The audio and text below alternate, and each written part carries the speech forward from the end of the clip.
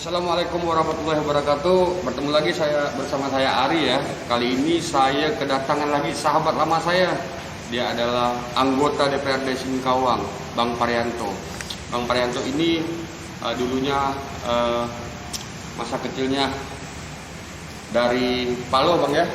Kemudian sekolah ke Singkawang dan alhamdulillah saat ini menjadi dewan. Untuk lebih jelasnya bincang santai inspirasi kali ini saya akan bertanya bersama Bang Parianto. Bang, kita salam dulu Bang. Bang, supaya lebih enak kita bisa buka Bang. Enggak, segini aja Bang. Bang, ngomong-ngomong, gimana kabar Abang nih? Alhamdulillah. Sehat Buka Bang ya. Sehat walafiat. Bang, apa aktivitas ini sibuk nggak Bang? Lumayan Bang Ari. Lumayan ya. Sekarang baru saja menyelesaikan reses Ya. anggota DPRD Kota Singkawang, Dapil baru saja selesai. Selanjutnya mungkin ke depan ini kita akan membahas APBD induk untuk 2021.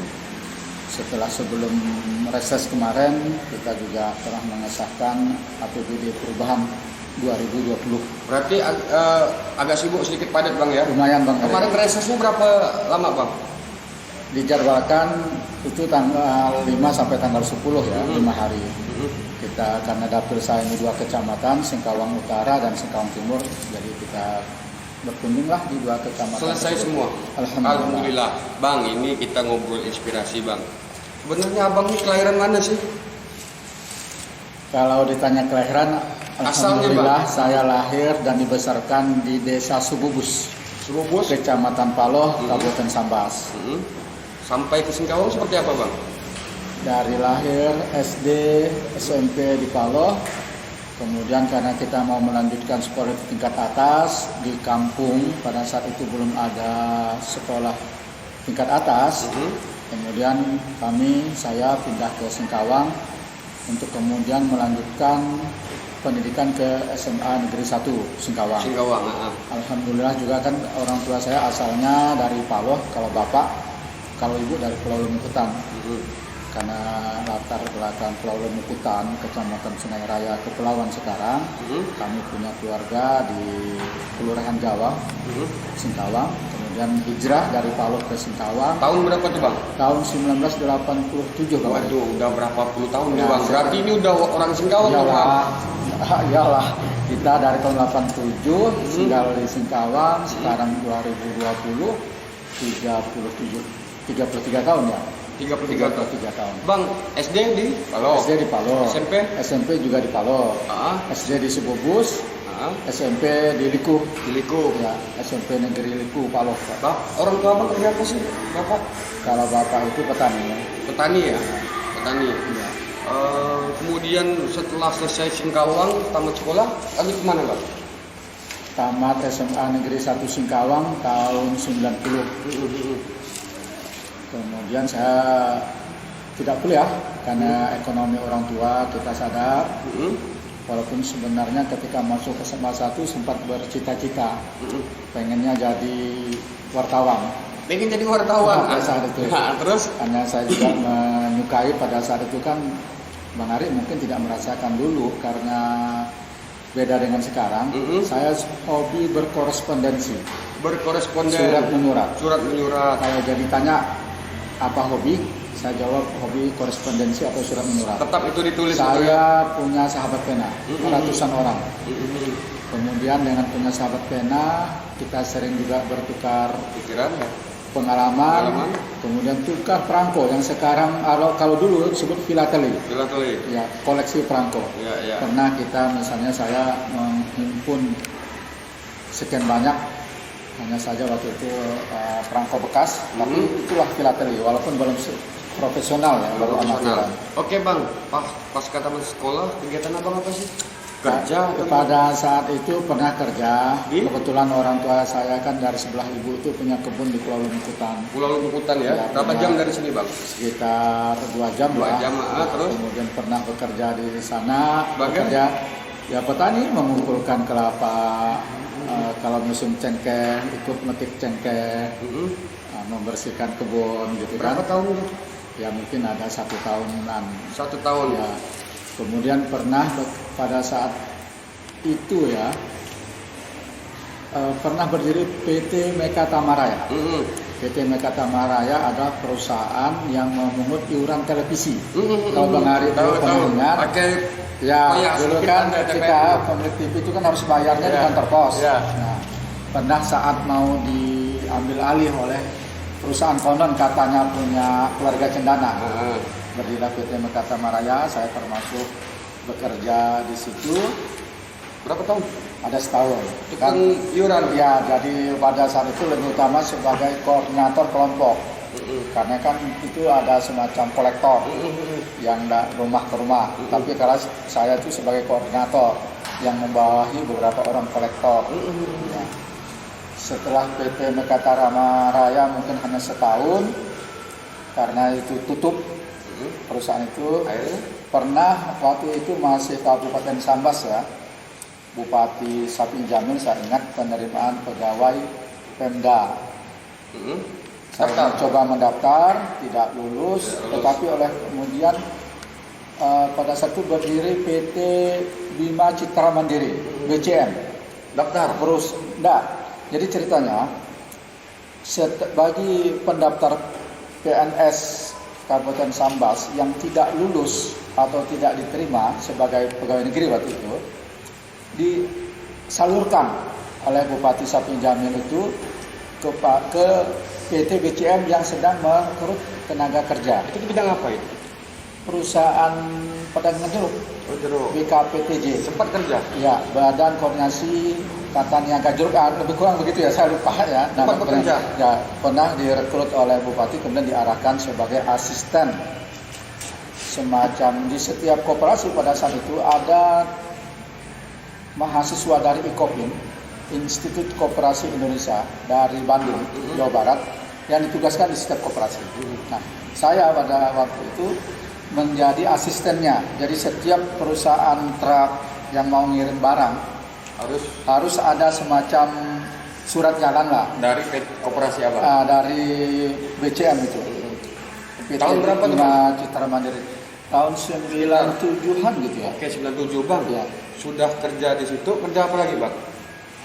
Nah, PT BCM itu kan tidak lama juga tutup. Kemudian saya beralih karena pada waktu bekerja di BCM saya ditempatkan di koperasi KUD Mekarjaya di Gedung Wanita Pasiran. Kemudian begitu diputus oleh PT BCM, kemudian saya langsung mendaftar bekerja di KUD Mekarjaya Sebagai Pasiran. Sebagai? Nah, ketika direkrut atau diterima di KUD Mekarjaya, saya diterima sebagai bagian dari unit pupuk, pelayanan pupuk. Oke, kita Jadi lanjut. bekerja Berapa tahun tuh Bang? ada beberapa tahun ya, saya lupa beberapa tahun bekerja untuk melayani distribusi atau pembelian pupuk PT Pusri. Nah, karena ada kebijakan tata niaga, kemudian KUD mulai berkurang perannya sebagai penyalur pupuk PT Sriwijaya, kemudian saya hengkang bekerja di BMT, Baitul Mal wa Tamwil, Masjid Raya. Masjid Raya Singkawang. Ya. Sebagai apa? Pada waktu itu bagian marketing ya. Marketing. Bagian marketing. Itu apa? Menjalankan apa Bang? Semacam koperasi syariah. Syariah, berbasis Jadi, syariah ya? jadi ada nama koperasi kan dari anggota, kemudian kita memberikan pinjaman kepada anggota koperasi kita dengan sistem bagi hasil.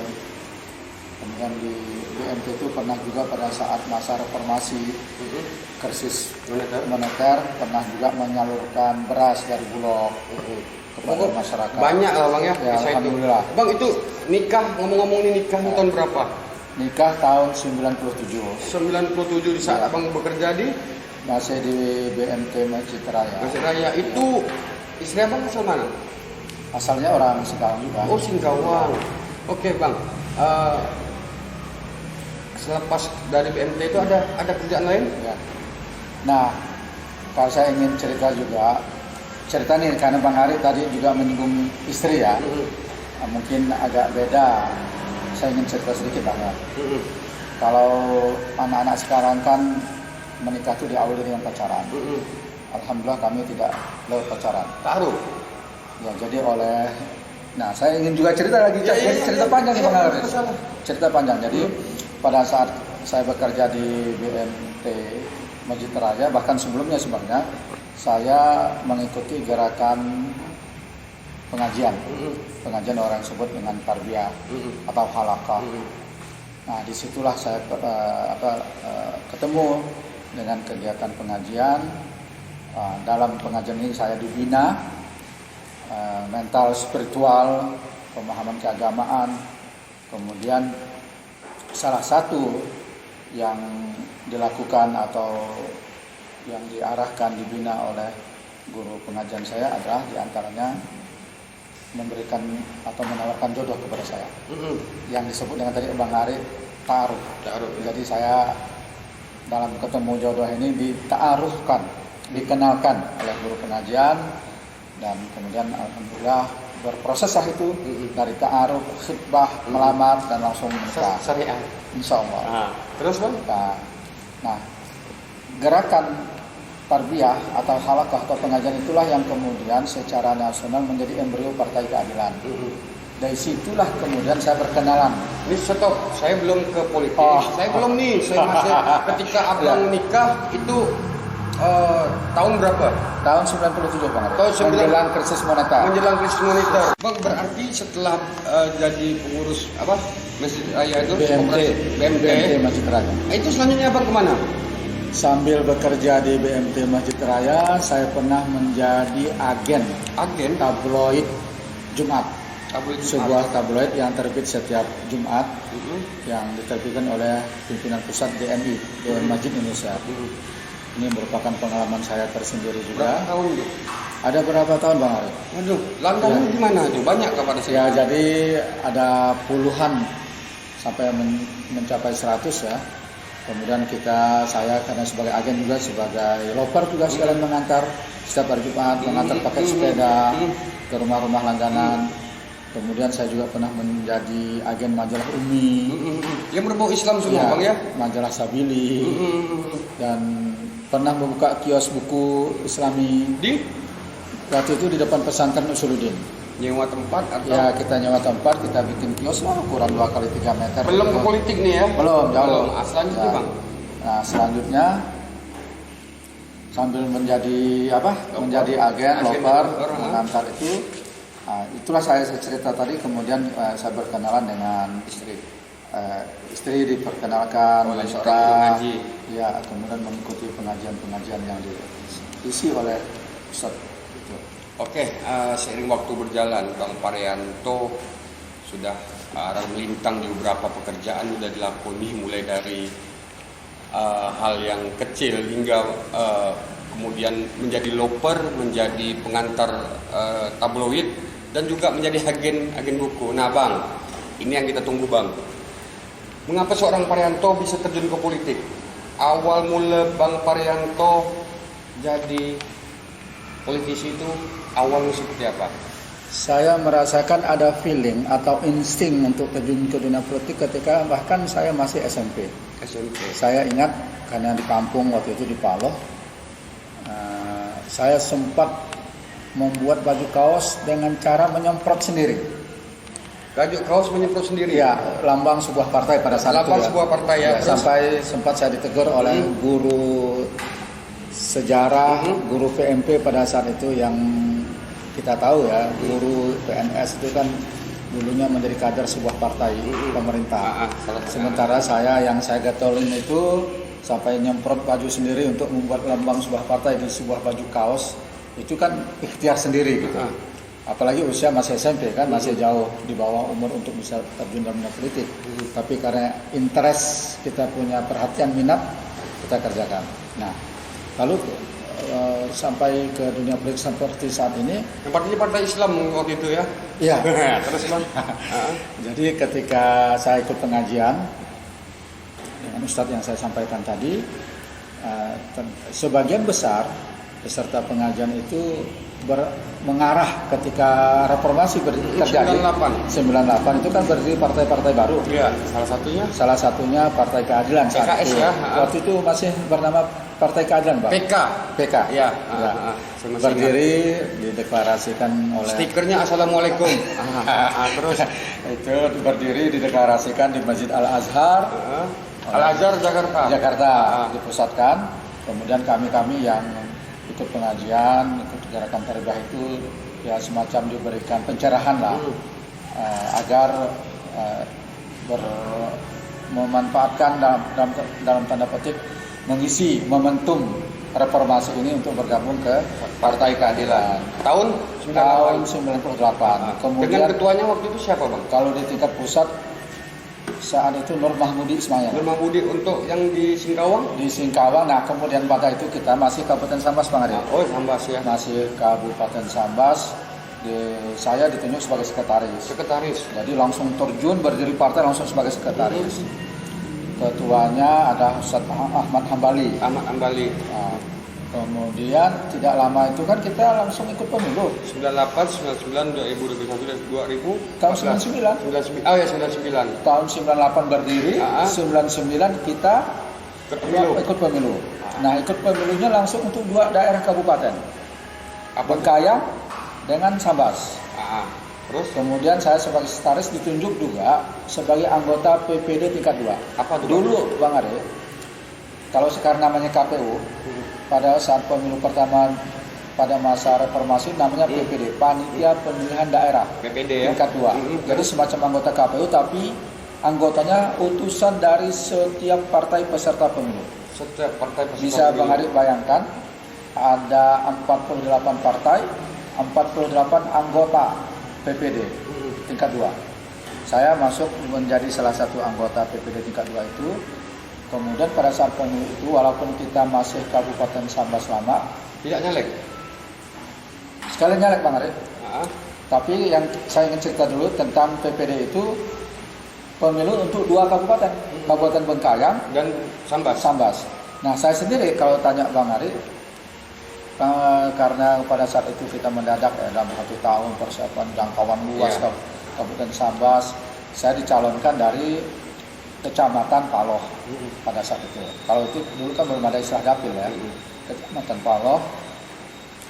Dan yang menyulitkan atau terasa sulit itu pada saat itu kan terjadi kerusuhan di Kabupaten Sambas. Kita elakkan next ya, kerusuhan tahun 99. Saya ingin ceritakan betapa saat itu ketika menjadi pengurus partai adalah berat. 2 Kabupaten Sambas, 2 dan Bengkayang. Kemudian sedang kerusuhan, kemudian kita partai baru. Nah, itu yang sangat berat. Nah, namun memang karena baru pertama, saya anggap sebagai latihan ya. Sebagai latihan. Itu di Paloh, Bang? Ya, kalau saya dicalonkan di Paloh. Tapi karena kita tinggal di Singkawang, ibu kota Kabupaten Sambas, memang waktu sangat terbatas untuk kita sosialisasi, apalagi kampanye di Paloh. Itu kan sistem bukan suara terbanyak. Ya, berdasarkan nomor urut masih nomor urut ya, bukan suara terbanyak ya. Kemudian selanjutnya Bang, setelah tahun 1999 kemudian pemilu berikutnya 2004. Kapan Abang mulai lagi? Pemilu 2004 saya dicalonkan oleh partai sebagai calon untuk dapil Singkawang Tengah Singkawang Utara pada saat itu. Kita udah pakai dapil, penetapan calon berdasarkan suara terbanyak, tetapi harus mendapat 30% dari jumlah BPP, bilangan pembagi pemilih. Apabila satu calon tidak mencapai suara 30% dari BPP, maka kembali ke penetapan calon berdasarkan nomor urut. Nah, alhamdulillah takdir Allah, qadarullah, saya ditetapkan oleh KPU terpilih untuk periode pertama tahun 2004-2009. Nah, Abang Parianto ini lolos caleg tahun 2004, periode 2004-2009. Nah, itu bukan perjuangan yang keras Bang waktu nyalek pada tahun 2004 itu? Ya, tidak ada hasil tanpa usaha. Apalagi usaha yang ringan atau santai. Pasti ada kerja keras ya. Tapi memang kadar kerasnya itu kan bervariasi ya. Nah, tentu saya berusaha dan sudah berikhtiar semaksimal mungkin. Oke Bang, istri Abang tidak marah kok ke politik? karena kita juga di PK pada saat itu kemudian menjadi PKS pada tahun 2002. Kemudian istri saya juga aktif, kader, ya sudah paham, sudah mengerti, bahkan mendorong karena ditanamkan kepada kader PKS bahwa politik merupakan bagian dari ibadah. Berarti istri mendukung beliau terjun menjadi politisi karena istri juga terlibat juga Pak ya di situ. Bang, ketika tahu lolos, perasaan abang gimana? Ya tentu gembira ya, gembira karena pada saat pertama itu di satu sisi kita berusaha dan berharap yakin terpilih, tapi di sisi lain kan juga ketatnya persaingan Bang Ari. Ketat, tidak ada yang bisa menjamin juga kita pasti terpilih kan. Nah, tentu dengan senang hati, gembira kita bisa terpilih. Apa yang merasa hati abang? Alhamdulillah, nggak nyangka gitu. Ya karena kan dari awal sebenarnya kita tidak ambisi gitulah. Tidak ambisi. Jadi dapat syukur, tidak dapat ya kita harus partai. Mungkin begitu ya. Tapi begitu dapat, apalagi saya dari PKS satu-satunya, ya alhamdulillah bergembira lah. Akhirnya Bang Parianto lulus menjadi anggota Dewan tahun 2004 periode 2009. Dan selanjutnya Bang, ketika abang aktif menjadi anggota Dewan kan canggung tuh Bang. Awal pertama tuh canggung nggak Bang? Ya memang rada canggung Bang Ari ya. Tapi kan kita harus speed reading, belajar membaca cepat, kemudian belajar cepat, kemudian ditambah ada semacam upgrading atau peningkatan skill, kompetensi dari partai misalnya kan, akhirnya kita bisa menyesuaikan. Untuk 2009 kan ada pencalonan lagi, sempat gagal ya? Enggak Bang, kalau alhamdulillah tahun 2004 terpilih kan periode pertama, 2009 terpilih lagi periode kedua. Periode kedua, subhanallah, periode kedua 2004, 2009, 2009 ke 2000. Ya, 2009, 2014. Lolos ya? Periode kedua. Tentu ini karena Allah, dukungan kawan-kawan dan kepercayaan masyarakat.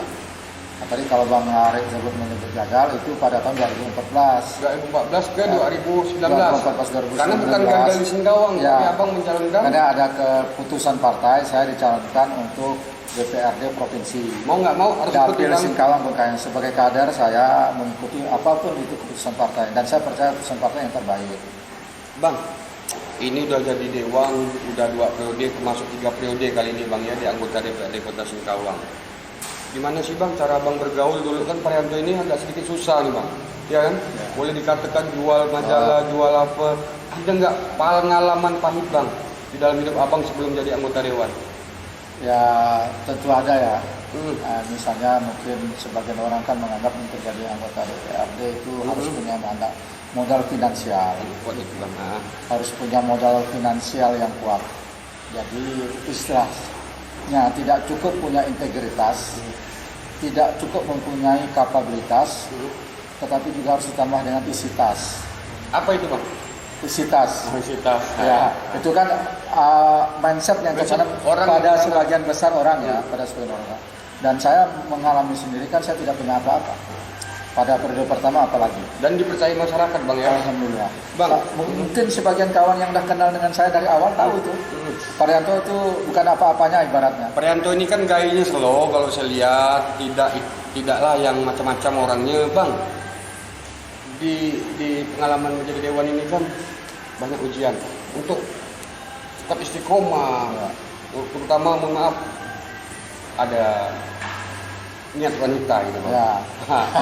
Tapi tetap gimana Bang? Ya, godaan itu pasti ada Bang Ari ya. Justru kita kadang untuk menentukan kita ini emas atau loyangkan setelah ditempa.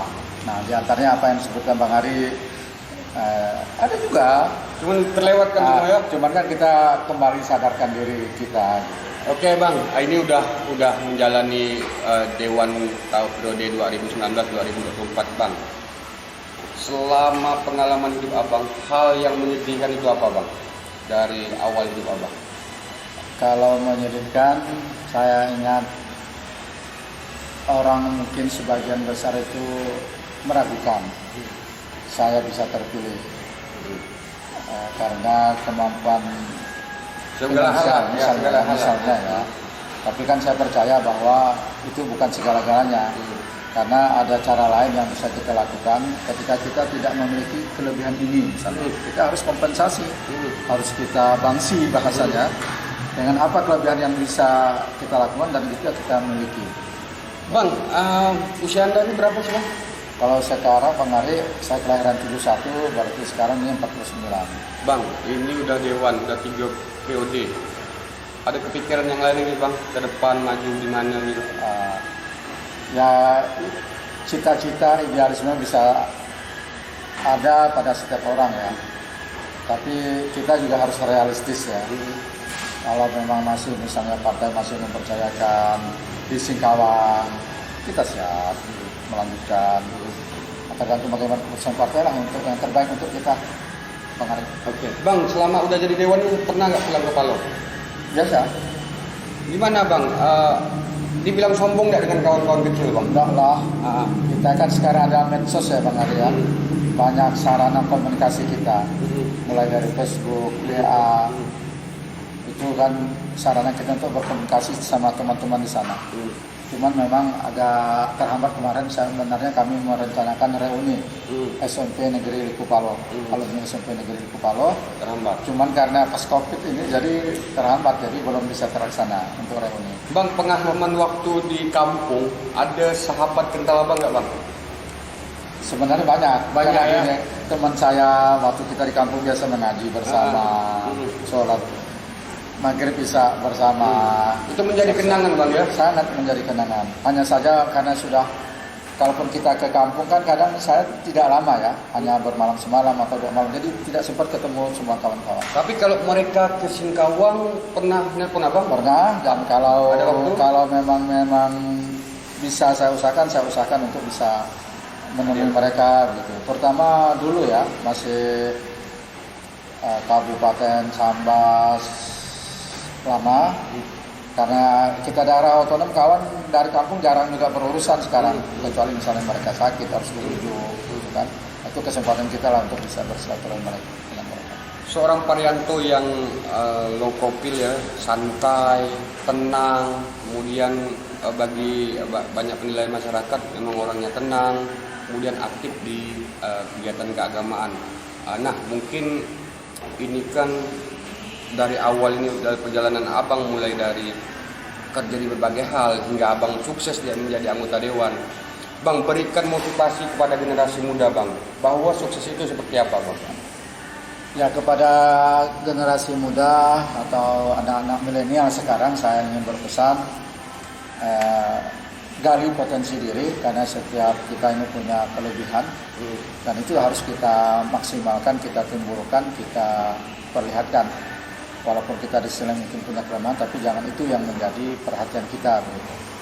Nah, yang lebih penting adalah memanfaatkan waktu ya. Bagi kita yang sudah punya aktivitas yang banyak ini, rasanya waktu ini sangat terbatas. Ada seorang ulama menyatakan bahwa kewajiban kita lebih banyak daripada waktu kita. Oleh sebab itu, manfaatkan waktu kita secara maksimal, secara optimal, karena apalagi masa muda ini, masa muda tidak akan terulang kalau kita tidak memanfaatkan itu dengan hal-hal yang positif dan produktif. Anda lulusan ekonomi ya? Ya, Lulusan ekonomi ya? iya Bang. Tahun berapa Bang lulus? Kalau ditanya lulus ini saya malu Bang, ya. Karena saya masuk kuliahnya itu ketika setelah terpilih menjadi anggota DPRD tahun 2004. Jurusan Manajemen ekonomi lah ya? ekonomi di Singkawang juga. Kemudian selesainya termasuk wisudawan pertama sih di angkatan kami di sekolah di perguruan tinggi di Singkawang. Kalau Masih berhubungan? Reuni buka bersama? dengan teman-teman, malah kami punya arisan Punya arisan bulanan untuk alumni. Dan aktif sampai saat Sampai ini? sekarang, setiap bulan sekali kami ngumpul bareng. Ternyata Parianto ini tidak menutup diri, walaupun dia udah jadi dewan, pertemanan tetap dijalinnya. Bang, mungkin ini yang terakhir. Apa yang Anda lihat tentang Singkawang? Singkawang sebenarnya punya potensi yang cukup besar ya, untuk bisa kita kembangkan menjadi suatu kota yang bisa meningkatkan kesejahteraan masyarakatnya, Hanya saja mungkin perlu lebih pemikiran yang lebih berlian misalnya kan, sehingga perlu terobosan-terobosan yang cukup berani misalnya untuk membuka atau menggali potensi yang ada. Dan saya yakin ke depan Singkawang bisa lebih maju. Abang mencintai Singkawang ya? Sangat mencintai Singkawang. Oke, nah sahabat, mungkin ini bagian pertama lah saya berbincang dengan Bang Parianto. Nanti suatu saat saya akan berbincang lagi kembali dengan Bang Parianto tentang langkah dia ke depan, ingin maju ke langkah berikutnya. Saya tidak ingin menyebut yang gimana, karena dialah yang tahu apakah dia jenjangnya hanya di Dewan Kota aja, apakah dia pengen ke udahlah kita tutup dulu, nanti kita sambung lagi. Billahi taufiq wal hidayah. Assalamualaikum warahmatullahi wabarakatuh. Waalaikumsalam warahmatullahi wabarakatuh. Terima kasih Bang Arif Minum, telah menyempatkan waktu untuk ngobrol bersama. Ya, sama-sama Bang, minum Bang. Siap, terima kasih. Bismillah.